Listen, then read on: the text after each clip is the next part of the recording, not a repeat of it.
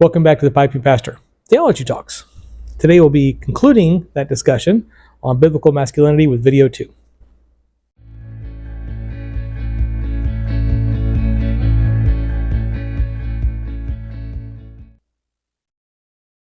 Well, I thought about it and I was like, you know what? I'm already here. I got everything set up. I'm just going to do the second video and just get this thing going. Besides, I got a full bowl of pirate cake here. So let's knock it out. All right, so as I mentioned, I do have some notes here, so I don't go too far afield. So forgive me if I break eye contact. But we have 6 rules for biblical manhood. In no particular order, because they're all equally important. But the first one is we are to love. This is Ephesians 5:2, and walk in love as Christ loved us and gave himself up for us, a fragrant offering and sacrifice to God. So we are to love, but that's a specific kind of love. We are to love sacrificially. Now, that means placing others ahead of yourself. That means coming home at the end of the day and you're tired, you've been working all day, and the kids want to show you their projects from school and play a game. You just want to sit in the recliner and chill for like half an hour, right? Or just eat some dinner, watch some TV, and go to bed because you got to get up and do it again tomorrow. Well, loving sacrificially means check yourself, stay up, and joyfully, with a smile on your face, play with your kids, talk to your wife, fix something around the house. Do you want to do it? No, of course you don't. You're tired. But that's what loving sacrificially means. If it was easy, anybody could do it. It wouldn't need to be a rule, right? It'd be like, breathing. There's no rule that you wake up in the morning and do a checklist. Oh yeah, don't forget to breathe. That's easy, right? Loving sacrificially is hard. That's why it's a rule. 2, we are to serve. John 13:14 and 15. If then your Lord and teacher have washed your feet, you also ought to wash one another's feet. For I have given you an example that you also should do as I have done to you. So serve others. Again, putting others ahead of yourself. The true model of masculinity and manhood is not about, being the top dog all the time, being the loudest guy in the conference room. It's about serving those around you, taking care of those around you. It's about not seeing yourself as above anyone else around you. Again, none of these rules are going to be easy. So if you're open for something like, make a bunch of money and stuff, well, we'll get to that. But, no, it's not. That's not what biblical masculinity is focused on. That's not the idea of biblical manhood. Number 3, we are to exercise self-control. 1 Thessalonians 4:4. That each one of you should know how to control his own body in holiness and honor. So not always just doing what you want to do.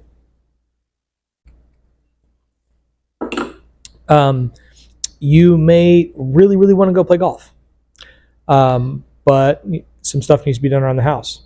Or you may want to, go out and, go to the shooting range or, do some gardening or whatever, the stuff that you kind of do to enjoy and relax and stuff that you have fun with.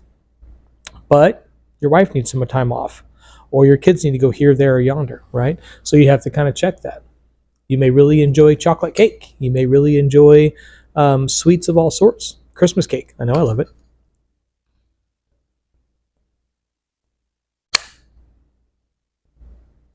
Pipe smoking. We all like it, right? But you have to enjoy it in moderation. Exhibiting self-control so that your appetites don't control you. You can enjoy them, but as soon as they become preeminent, they come between you and your duties as a husband, father, brother, whatever, as a leader, as a follower of Christ. When they begin to inhibit those faculties or inhibit those functions and roles, you need to set them aside. And you need to be able to control yourself enough to where you can do that. Number 4, we are to protect. Nehemiah 4:14. And I looked and arose and said to the nobles and officials and the rest of the people, do not be afraid of them. Remember the Lord who is great and awesome, and fight for your brothers, your sons, your daughters, your wives, and your homes. Fight and protect.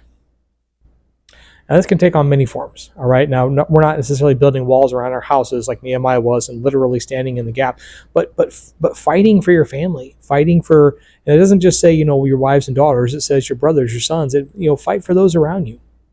Whether that means fighting in prayer, whether it means getting on your knees and earnestly praying for someone who is under some form of attack, right? Whether it means defending your wife at a school board meeting, whether it means standing up for your kid, when their coach is coming down on them in a harsh or unfair manner. You should be the one that is seen as the protector. That doesn't mean you have to be the best fighter in the world, right? I mean, the odds of you getting in a physical fist fight are pretty slim. I mean, I've been teaching and studying various forms of martial arts for over 30 years. I've been in lots and lots and lots of fights. I've maybe a dozen street fights over my entire life. And when I was younger, I looked for them. So that number is actually probably higher than it would be naturally, right? I wasn't always a follower of Christ. But being in that position to protect, right? Being in that position to stand up and stand in the gap for your family and those you care about. Again, something else that we're called to do. Number 5, we are to provide. 1 Timothy 5:8. But if anyone does not provide for his relatives, and especially for members of his household, he has denied the faith and is worse than an unbeliever. Now, it says provide for. It doesn't say raise them in the lap of luxury, right? It doesn't mean that all your kids need to drive new cars and that your wife needs to wear Cartier, right?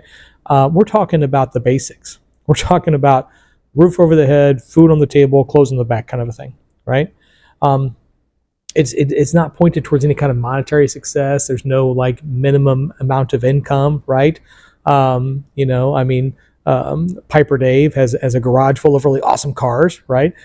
Which is great and it's wonderful and it's a huge blessing for him, right? But it doesn't mean you need to have all that to be considered a provider, right? I think he would probably be the first one to tell you that, right? The Lord has blessed him in that way, but that doesn't mean that that's the level that we all need to aspire to.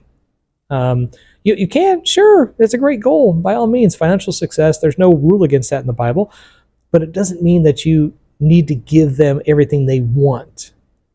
It means you need to give them everything they need and work towards that. We all hit rough times. There's times of unemployment, times of underemployment and things like that. And that's okay, right? As long as you're working. When I first went back to school, I sold my restaurant, went back to school. I was going to school full time, right? And I went from being a restaurant owner to a full-time student. And I was taking like 24 credit hours because I was really trying to get through my education quickly. Our income level swooped down a lot. I was substitute teaching during the day in between classes and parking cars at night at a hotel, to get the bills paid. So we didn't lose the house, didn't lose the cars. Everybody stayed fed. But, we were by no means living in the high life, right? But I'm still providing for my family, and that's what we're talking about. Now, the hard part about that is the hit to your pride sometimes that you have to take. Me going from being a restaurant owner of a French bistro and wine bar to parking cars with 17-year-old kids, that was a hit to my pride. But as a man, it's something that I had to do. I had to provide for my family even when it was really uncomfortable for me. And that's what it's talking about there. And then the last one, number 6, we are to be leaders of character. 2 Timothy 2:17. This is the one I told you had a bunch of subcategories. So to be a leader of character, you need to be above reproach. That doesn't mean you never mess up. Doesn't mean you never lie, because none of us are perfect. It means you walk in integrity. When you mess up, you own it. When you lie, you come back and say, you know what, that wasn't truthful, right? When you mess up, you own it. The husband of one wife, I think that's self-explanatory, right? Be committed, right? No matter who it is you're married to or you're in a committed relationship, be committed to that person. This whole situationship that's come about, that's been popular recently, is nonsense. That is ridiculousness. That is hedonism at a high scale, and it's not healthy, and it's not what we're meant to be doing, right? Thruples are not really a thing, okay? No matter what people may try to tell you. Be sober-minded, right? So don't have your head in the clouds all the time. By all means, dream and have good ideas, but have good ideas, then put something in place behind it, right? Self-control. We already mentioned that one. Not giving in to your vices, keeping control of your appetites. Respectable means walking with integrity. If you're walking in integrity, then you're a respectable person, and you have to be that as a leader. Hospitable, not yelling people to keep off your lawn, but when people come in, people need help, you offer them help. Doesn't mean you can't set proper boundaries, but you also need to be someone who shares what they're blessed with. Able to teach. That's a big part of the legacy. You have to be able to give to others what's been given to you. You have to be able to share with others what people have shared with you, right? Not a drunkard. So again, it's okay to drink. Go ahead, by all means, enjoy a tipple every now and again, sure. But if you're living for it, and if you're getting drunk every day, then you're putting something between you and your responsibilities, and between you and God. Not violent, but gentle.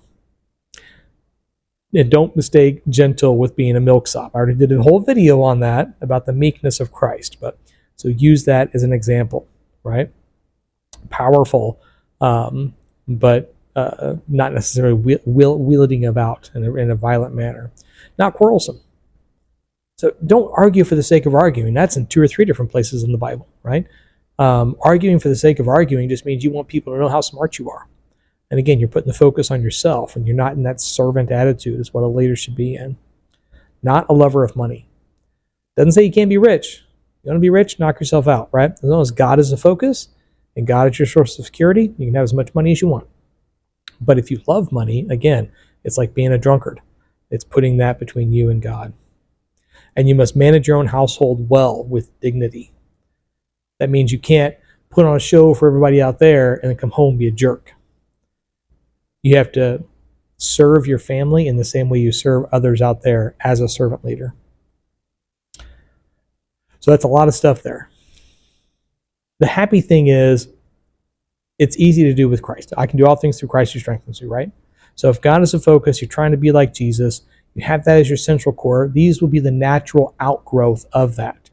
If your heart is changed, if your mind is renewed through Christ Jesus, then these behaviors just happen, right? It's good to keep a list. It's a great list to have. It's some wonderful characteristics to try to foster in yourself.